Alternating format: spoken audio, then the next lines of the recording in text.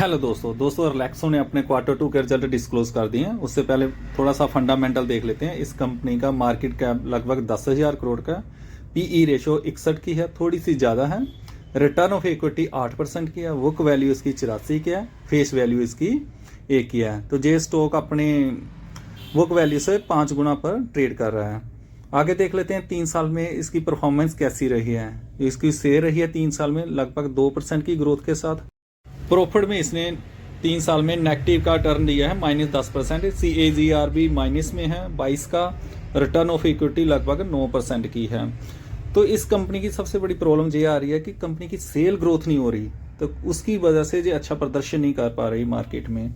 Otherwise देखा जाए तो प्रमोटर की होल्डिंग 71% है, FI की होल्डिंग 3% है, DI की 10% है, पब्लिक की होल्डिंग 16% है।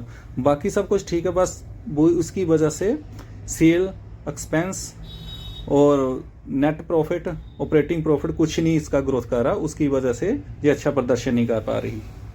अब देख लेते हैं क्वार्टर टू के रिजल्ट रिलैक्सो के कैसे रहते हैं। सबसे पहले रेवेन्यू देख लेते हैं, जो पिछले क्वार्टर में था 654 करोड़, पिछले साल था 679 करोड़, अब हुआ है 628 करोड़। ईयरली वाइज देखा जाए तो उसमें लगभग 8% की गिरावट है। वहीं क्वार्टरी वाइज देखा जाए तो उसमें भी 5-5.5% की गिरावट है। तो क्वार्टरी वाइज भी रेवेन्यू गिरा है, तो ईयरली वाइज भी रेवेन्यू गिरा है। तो जो मार्केट का अनुमान था वो था 675 का, तो 675 से तो कहीं वीक इस बार रेवेन्यू दिखाया है। आगे देख लेते हैं खर्चे। पिछले क्वार्टर में था लगभग 600 करोड़, पिछले साल था 636 करोड़, अब हुआ है 591 crore.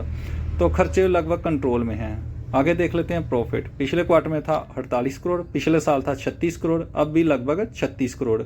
Year on year basis पर फ्लैट है, क्वार्टरी वाइज पर प्रॉफिट गिरा हुआ है। तो ये शूज कंपनी है, तो इसे ईयर ऑन ईयर बेसिस पर ही जज करना अच्छा रहता है। फाइनली देख लेते हैं EPS। पिछले क्वार्टर में था 1.96, पिछले साल था 1.48, अब हुआ है 1.46। आई होप आपको वीडियो इन्फॉर्मेटिव लगी है। लाइक और सब्सक्राइब जरूर करें। Thank you.